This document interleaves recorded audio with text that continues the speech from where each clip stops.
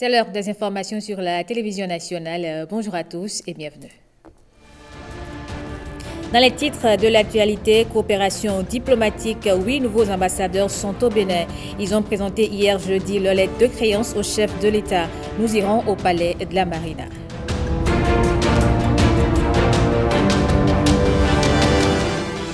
Du palais de la Marina, nous ferons escale aux archives nationales.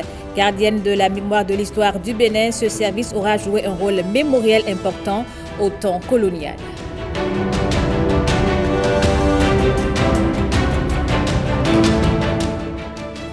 Et puis le mois de la mode vie, ces derniers jours, et pour boucler la boucle, la rédaction vous propose un tour sur les traces d'un artiste polyvalent. Il est danseur, brodeur et styliste.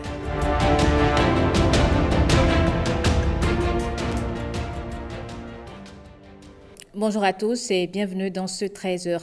Allons sans plus tarder au palais de la Marina. Le président de la République a reçu les lettres de créance de 8 nouveaux ambassadeurs accrédités au Bénin.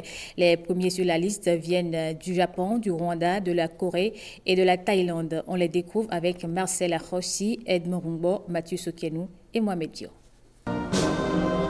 Hideki Uezono, 61 ans, agent du ministère japonais des Affaires étrangères depuis 1985, a déjà occupé des postes diplomatiques dans plusieurs pays de l'Afrique.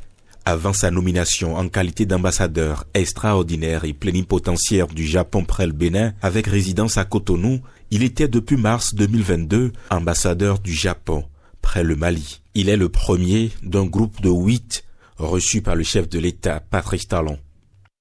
En tant qu'ambassadeur du Japon, nous voudrions essayer de contribuer à la prospérité de ce pays, l'un des pays les plus démocratiques de l'Afrique de l'Ouest. Nous voudrions contribuer à l'amélioration d'accès aux services sociaux pour la population, ensuite pour la promotion industrielle. Derrière lui, Rosemary Mbabazi, 49 ans, est la nouvelle représentante de Kigali à Cotonou. Entrée au gouvernement rwandais en septembre 2017, elle a été nommée successivement ministre de la Jeunesse, puis ministre de la Jeunesse et de la Culture depuis 2019. This is my second time to come to Benin. Nous avons échangé, le président de la République et moi, on a parlé du partenariat entre notre pays et le Bénin. Et on a aussi parlé donc des domaines de coopération dans lesquels on peut travailler ensemble. Et il faut rappeler que nous avons signé un mémorandum d'entente en 2023 qui porte sur donc, le partenariat sur le plan agricole, sur le plan du tourisme, de la santé, des nouvelles technologies, de l'information et de la sécurité, aussi de l'aviation. Marié et père de 2 enfants, à 57 ans, Park Kyung-sig est le nouvel ambassadeur de la République de Corée près le Ghana avec juridiction sur le Bénin. Depuis décembre 2018, il occupait le poste de consul général adjoint de la Corée à Hong Kong en Chine. C'est avec beaucoup d'enthousiasme qu'il présente ses lettres de créance au chef de l'État béninois. Le Bénin est un pays clé pour la Corée dans la sous-région ici et nous allons nous focaliser dans notre relation de coopération dans le domaine des investissements, dans le domaine des infrastructures et dans le domaine de l'agriculture aussi. Et lors du sommet Corée-Afrique, Madame la vice-présidente avait eu l'honneur de visiter notre pays en juin et je suis là aussi pour le suivi de toutes les discussions qui ont eu lieu à cette occasion. We hosted in early June. Your vice president visited Korea. À 60 ans et plusieurs fois distingué dans l'ordre national de la Thaïlande, Kittisak Klomchit, qui a déjà occupé un grand nombre de postes aussi bien au ministère thaïlandais des Affaires étrangères que dans ses services extérieurs, est aujourd'hui le représentant du Royaume de Thaïlande auprès du Bénin. As an ambassador, en tant qu'ambassadeur, je vais faire de mon mieux pour renforcer donc les relations qui existent entre le Bénin et la Thaïlande. Certains qui connaissent bien le Bénin, mais c'est devoir, mon obligation de faire en sorte que le Bénin soit mieux connu par donc, la Thaïlande. Wider, reception of the people. Au cabinet du président de la République ce jeudi, 4 autres ambassadeurs venus du Mali, de la Hongrie, du Burundi et de la Namibie. Voyons justement à présent les nouveaux ambassadeurs de la Hongrie, du Mali, de la Namibie et du Burundi. Ils ont aussi remis leur lettre de créance au chef de l'État. Reportage Marcel Arrossi, Edmond Humbo, Mathieu Sokenou et Mohamed Pio. Laurent André Fille, né le 10 février 1971 à Budapest et diplômé de l'université de Pécs, l'ancien directeur du département Amérique latine et Caraïbes est désormais ambassadeur extraordinaire et plénipotentiaire de la Hongrie près la République fédérale du Nigeria avec extension de sa juridiction sur le Bénin. Marié et père de 3 enfants, il a déjà reçu le prix de l'Étoile de la diplomatie lituanienne en 2013. Admis dans l'ordre de San Carlos, il est aussi élevé au grade de Grand Croix de la Colombie en 2022. À Cotonou, il se montre tout heureux à la rencontre de Patrice Talon. Oh, I enjoy it very much. I've been here. Pour ce qui est de la coopération bilatérale, nous avons discuté de secteurs variés dont l'agriculture, le domaine de la santé et le domaine de l'éducation. Avec la présentation de mes lettres de créance, c'est un nouveau chapitre que nous ouvrons dans le cadre de la coopération entre le Bénin et la Hongrie. Et je me rendrai vraiment disponible pour travailler à créer le lien et à faire le pont avec toutes les institutions pour qu'on puisse booster la relation entre les deux pays. To discuss further cooperation between our countries. Pour donner du contenu à la relation bénino-namibienne, c'est une ancienne représentante permanente auprès du Bureau des Nations Unies à Vienne qui est envoyée à Cotonou. Achipala Moussavi, 56 ans, nanti d'un parcours professionnel marqué par de riches expériences, tant dans les relations bilatérales que multilatérales, a déjà occupé d'importantes fonctions au ministère des Relations internationales et de la coopération et dans les services extérieurs de la République de Namibie. Avant sa nomination en qualité d'ambassadeur de la Namibie près le Ghana avec juridiction sur le Bénin, Achipala Moussavi a aussi occupé les fonctions de secrétaire général du ministère des Relations internationales et de la coopération de Namibie de 2013 à 2020. Je suis vraiment impressionné par le niveau de développement du Bénin, les infrastructures. Nous avons, avec Monsieur le Président de la République, échangé sur donc, les questions de la relation et la coopération bilatérale. Il y a cela donc quelques années, nous avons signé 4 instruments donc, de coopération. Et donc ce matin, nous avons échangé sur le besoin donc, de mettre en œuvre donc, ces instruments de coopération que nous avons signés, de donner contenu pour donc, les relations bilatérales qu'il y a entre le Bénin et la Namibie. Et nous avons donc échangé aussi sur la nécessité de faire en sorte que nous puissions travailler sur donc, les secteurs, de divers secteurs, et afin donc de trouver de l'emploi pour nos populations. Together so that we can move ahead together in prosperity. Juriste et homme politique burundais, Edouard Ndouimana est jusqu'à sa nomination en qualité d'ambassadeur extraordinaire et plénipotentiaire de la République de Burundi près le Nigeria avec juridiction sur le Bénin, médiateur de la République burundaise.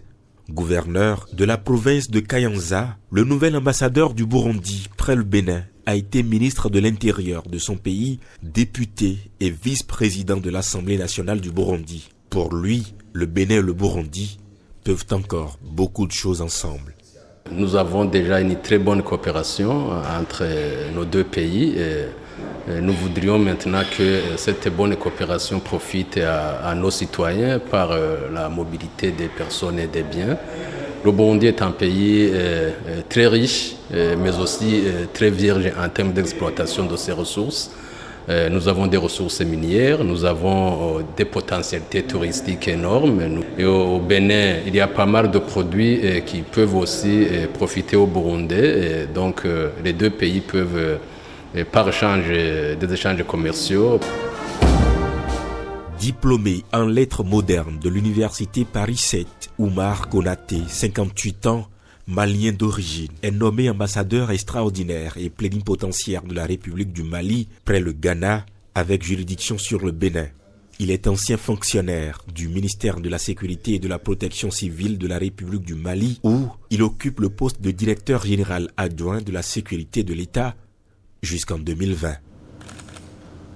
Tournée de reddition des comptes, les populations de l'arrondissement de Goumori dans la commune de Banikwara en savent mieux sur les réalisations du programme d'action du gouvernement. Au terme de la séance, plusieurs participants ont apprécié la qualité des échanges. Reportage Michael Nouati et Abdoulaye Moumouni Yacoub.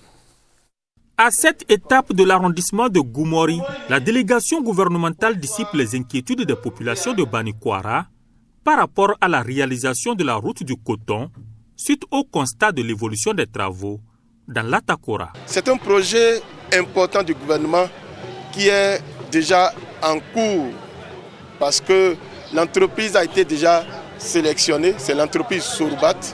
L'entreprise a déjà même eu l'avance de démarrage. On attend la mission de contrôle pour que les travaux démarrent véritablement. Il y a le projet de système d'adduction d'eau multivillageois qui est en cours au niveau de l'arrondissement de Kokibourou. Les populations de Goumori ont également souhaité avoir un système d'adduction d'eau potable.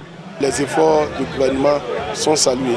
Au niveau de la santé, au niveau des arrondissements, avant l'avènement du président Talon, on n'avait pas les médecins au niveau des arrondissements.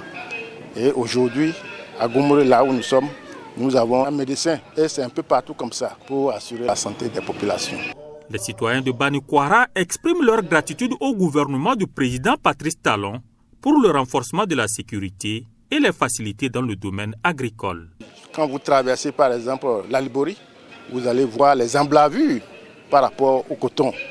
Donc les populations sont contentes et le gouvernement, dans son programme, veut doter tous les arrondissements, les 546 arrondissements du Bénin de commissariat. Il y a eu beaucoup d'engins agricoles qui ont été mis à la disposition des producteurs. Cela les renforce dans leur activité et cela leur permet d'emblaver beaucoup de superficies. Le gouvernement de la rupture, il a trop impacté la vie des femmes.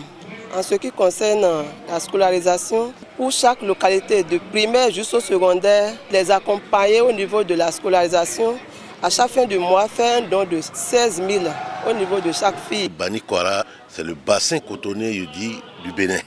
Et les producteurs, c'est d'abord les intrants de bonne qualité, et ils l'ont eu.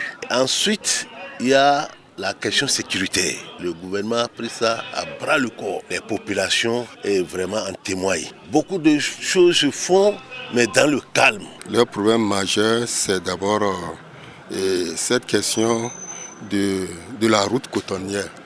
À 25 km de Banikwara Centre, les travaux n'ont pas bougé. On leur a expliqué que tout est prêt maintenant, parce que c'était un problème de bureau de contrôle qui est en train d'être résolu. Et elles se sont apaisées. Je tiens à remercier les populations qui ont massivement répondu présent à notre appel. Et malgré les périodes de saison de pluie, ils ont été contents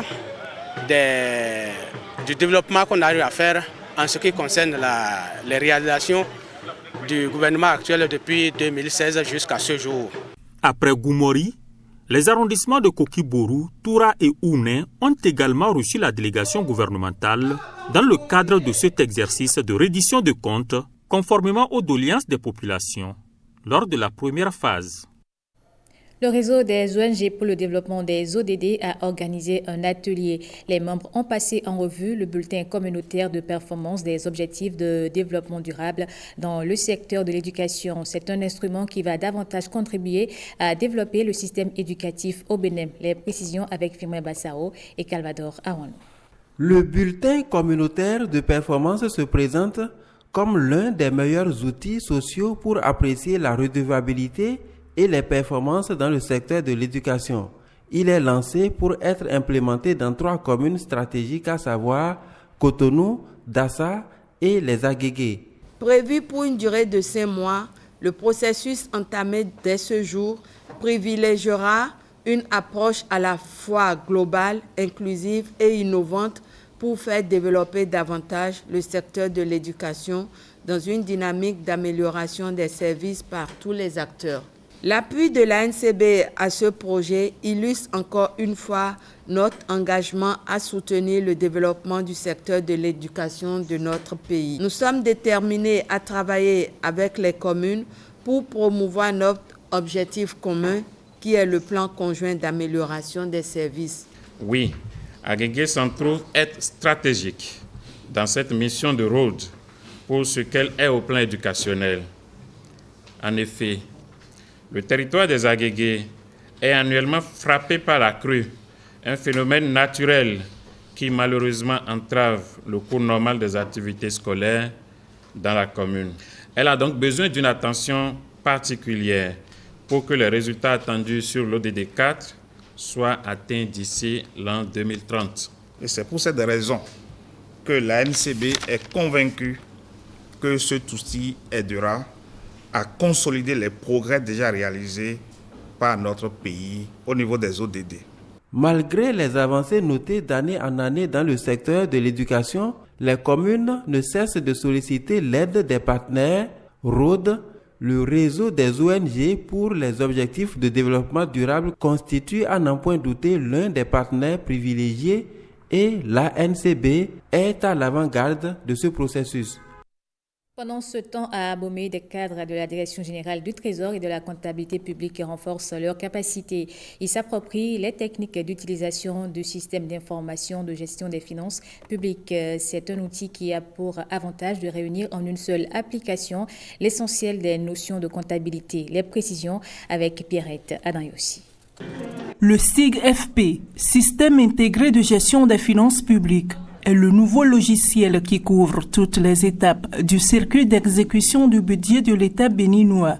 C'est un système qui a été mis en production à partir du 1er janvier 2022 et qui intègre plusieurs applications qu'on utilisait entre-temps pour la gestion des finances publiques et pour la tenue de la comptabilité publique.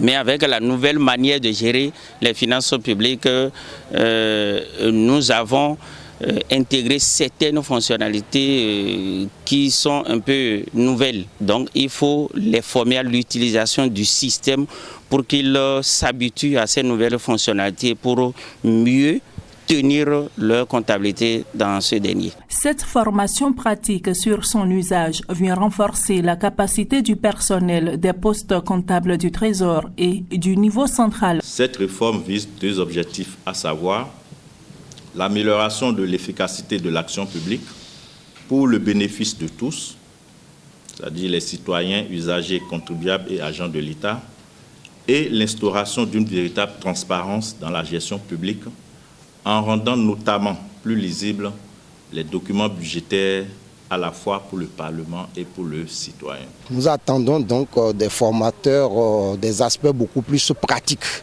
sur la comptabilité et afin de pouvoir mieux joindre la théorie à la pratique et améliorer donc notre système de comptabilité. Au terme des travaux qui couvrent 3 semaines, les participants auront notamment une meilleure connaissance de l'élaboration, de l'exécution et du contrôle du budget.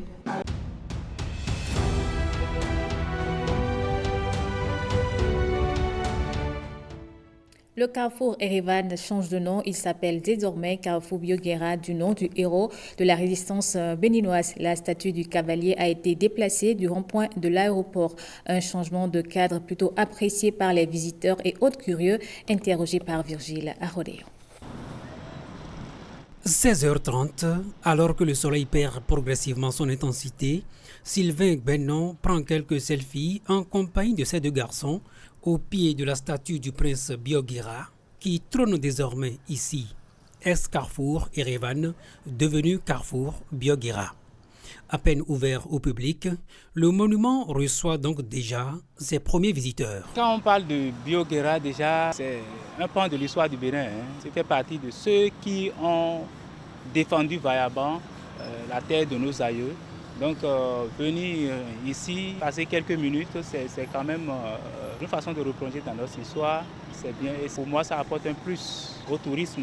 Beaucoup de visiteurs, des étrangers qui vont atterrir et qui vont rapidement prendre part à ce carrefour et voir à côté de l'Amazone, nous avons encore Bioguera qu'ils auront l'occasion de visiter à Cotonou. Composé d'une enveloppe de fonte de 6 mm d'épaisseur montée sur une structure en acier, l'ouvrage repose sur un massif en béton armé. Sa hauteur totale est de 10 mètres, 3 mètres en largeur et 7 mètres de hauteur pour la statue elle-même. Il représente un vaillant guerrier Ouassangari qui a mené plusieurs combats de résistance contre la colonisation française du Bénin. La statue du prince Bioguera a été dévoilée officiellement par le chef de l'État le 30 juillet 2022, mais n'aura passé que 2 ans à son emplacement initial. Quand c'était implanté au niveau du carrefour aéroport, on s'était dit normalement ce n'était pas la bonne place.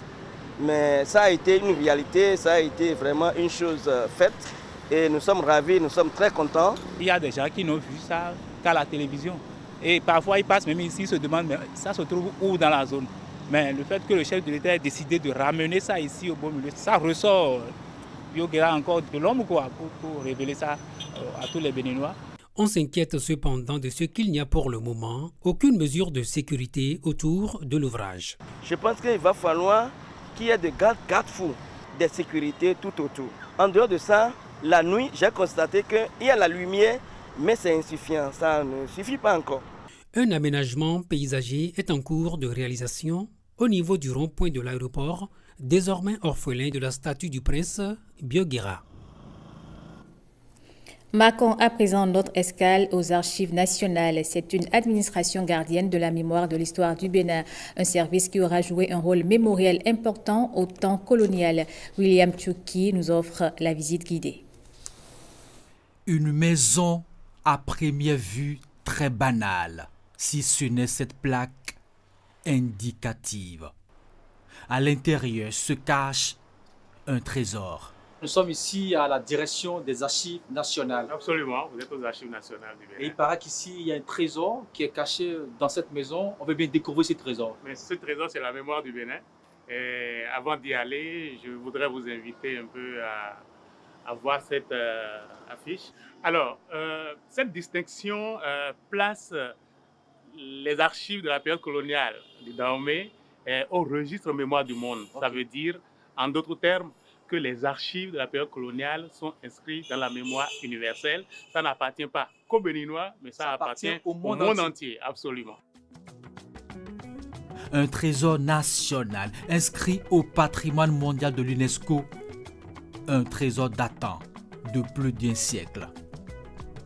Nous voici au conservatoire de l'histoire de la colonie du Dahomey d'alors, Bénin d'aujourd'hui. Nous sommes dans le hall, endroit qu'on appelle l'allée des gouverneurs et des présidents. Ah d'accord, l'allée des gouverneurs et des présidents. Voilà. Ici, nous avons tout le monde connaît un peu Victor Ballot. Ouais, Victor Ballot. Victor Ballot qui a donné son nom au départ au lycée Béhanzin. Exactement. Qui a été plus tard transformé, qui a été rebaptisé lycée Béhanzin. Donc ça c'est le gouverneur, c'est un administrateur colonial. Il a cédé la place à un autre gouverneur. En la personne du général Dodds. Ah, général Dodds. Que tout le monde a lu, un nom que tout. C'est vrai, général Alfred Dodds. Son nom est associé un peu à l'histoire du roi Béhanzin. Oui. Voilà, avec la reddition ou la capture au niveau de la place Koro. Une exposition permanente des administrateurs coloniaux du Dahomey depuis 1890 et des chefs d'État de 1960 à nos jours. Une exposition qui nous conduit au lieu sûr de protection du trésor. Ce que je vais vous faire découvrir, c'est le premier journal officiel. Le premier journal officiel de notre pays. Absolument. Absolument. Alors,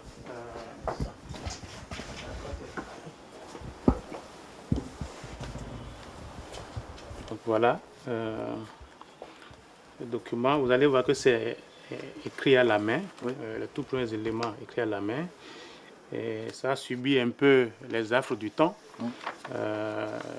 les conditions hygrométriques étant très élevées. Mais là, tout est écrit à la main. Donc c'est écrit à la main. Donc, vous voyez un peu à quoi ça ressemble. Heureusement qu'avec le programme de dématérialisation actuel, nous avons pu dématérialiser ce document pour limiter sa manipulation et permettre à ce que les informations qui y sont consignées puissent être consultées à l'ordinateur. Là, c'est un trésor pour le Bénin. Absolument.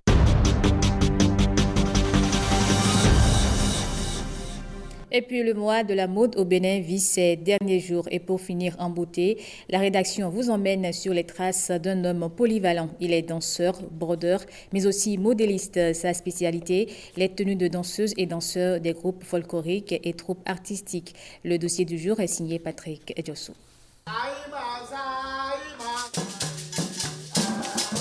4 filles en pose photo, avec des tenues uniformes de la cime de la tête jusqu'à la plante des pieds.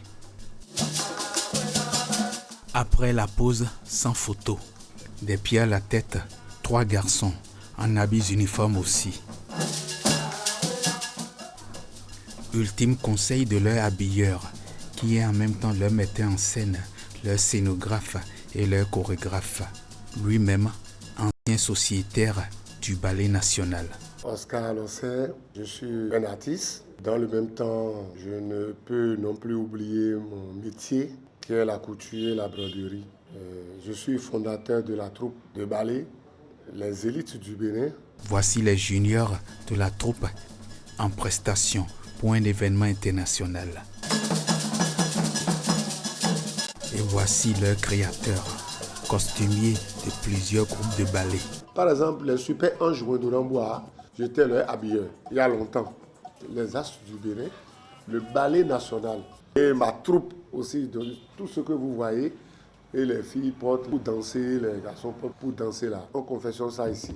Et aussi, dans des meilleurs clips aujourd'hui, je suis celui qui fait les costumes. Des tenues traditionnelles, des vedettes comme Bernardin, Alevi, Aimé Rouvinou, même Nicanor, tout dernièrement. Pour son clip, j'ai habillé ceux qui vont danser. Première leçon, courir à l'appel de sa passion. J'ai père au pied. Bon, je travaille aussi très bien en classe, mais en son temps, la danse prenait le dessus. C'est de là que j'ai dit, vraiment, bon, il faut que je m'occupe vraiment de l'art, parce que j'ai commencé par trouver des contrats. Deuxième leçon, acquérir plusieurs cordes à son arc. Comme j'ai laissé les bancs, il faut que j'apprenne au moins quelque chose, parce que la danse ne vient pas de manière quotidienne. Donc je me suis dit, il faut que je me lance aussi dans l'apprentissage. Mais comme je dessinais très bien, je me suis orienté vers la broderie, premièrement. Et mon patron faisait aussi la couture. J'ai profité de faire les deux ensemble. Et je vous jure que c'est encore la danse qui a commencé par m'acheter mes premières machines. En 1994, j'ai eu mon diplôme. Troisième leçon, conquérir tous les diplômes possibles. En 2011, on voulait nommer des gens parmi nous, les acteurs culturels. Et je n'avais pas le bac. Et bon, sinon, je serais déjà nommé peut-être directeur départemental artistique en son temps. Raison pour laquelle j'ai tout fait pour que mes enfants qui sont en train de faire là, ils auront des diplômes. Et je remercie Dieu aujourd'hui. Parmi eux, il y a déjà d'autres qui sont en train de soutenir. Au finish, voilà un styliste modéliste qui doit recevoir l'Oscar comme habilleur des ballets du Bénin. Et c'est à juste titre qu'il se prénomme Oscar.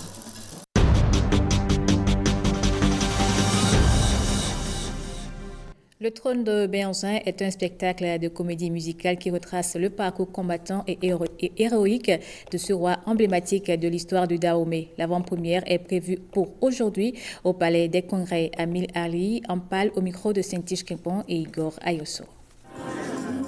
La comédie musicale, c'est un genre assez nouveau. C'est un genre qui mêle aussi bien le théâtre, la danse que le chant. Donc ça sera un spectacle inédit. C'est un spectacle où nous faisons intervenir des acteurs connus. Nassi Nesta également pilote tout ce qui est de la musique, c'est des chansons originales qui ont été créées. C'est vraiment une fresque historique qui est importante pour nous. Nous voulons vraiment nous réapproprier notre histoire, la raconter telle que nous voulons et ça sera un spectacle vraiment explosif. Pourquoi ce spectacle n'a pas été prêt depuis longtemps? Je pense que la réponse aujourd'hui, nous la connaissons tous, c'est parce que les ancêtres avaient envie que nous puissions jouer quelques jours avant l'indépendance du Bénin, d'autant plus que le roi Béhanzin a dit non à la colonisation. Et l'indépendance symbolise la fin de la colonisation. Je suis chorégraphe sur cette pièce, Le Trône de Béhanzin. Avec cette comédie musicale, nous espérons, nous pensons très sincèrement que demain, ceux qui ne connaissaient pas l'histoire du roi Béhanzin ou l'histoire, un pan de l'histoire du Dahomey ou un pan de l'histoire des Agodiers, ils vont en prendre plein la figure.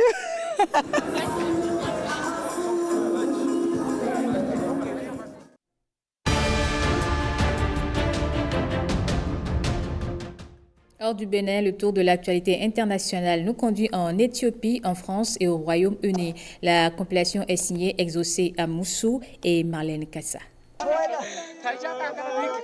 En larmes, se serrant les bras, les recherches continuent après le dernier glissement de terrain très meurtrier en Éthiopie. Les habitants de la zone du drame descendent mercredi soir pour une 3e journée de fouilles désespérées. Ce n'est pas la première catastrophe de ce type. L'an dernier, plus de 20 personnes ont été tuées. À chaque saison des pluies, des gens meurent à cause des glissements de terrain et des fortes pluies dans cette zone. Le dernier bilan officiel, encore provisoire, fait état d'au moins 229 morts, faisant ainsi de ce glissement de terrain le plus meurtrier en Éthiopie, 2e pays le plus peuplé du continent africain.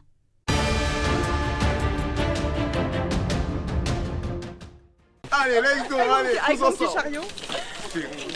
Ramasser les déchets en s'amusant et faisant du sport, c'est le défi d'Ibrahima Baldé, coach sportif, qui mobilise les jeunes de son quartier pour la bonne cause. Il a importé le plugging à Sévran, invention suédoise qui consiste à ramasser les déchets tout en pratiquant du sport. C'est les écoles sportives, mais à côté de ça, il y a eu les stands sur la sensibilisation de certaines choses et les gens, finalement, j'ai eu beaucoup de retours de personnes qui nous disent finalement là je jette plus les déchets ou quand je fais ça. À l'occasion des JO, il organisera une olympiade écologique mêlant ateliers de sensibilisation de protection de l'environnement et épreuves sportives inspirées des disciplines olympiques.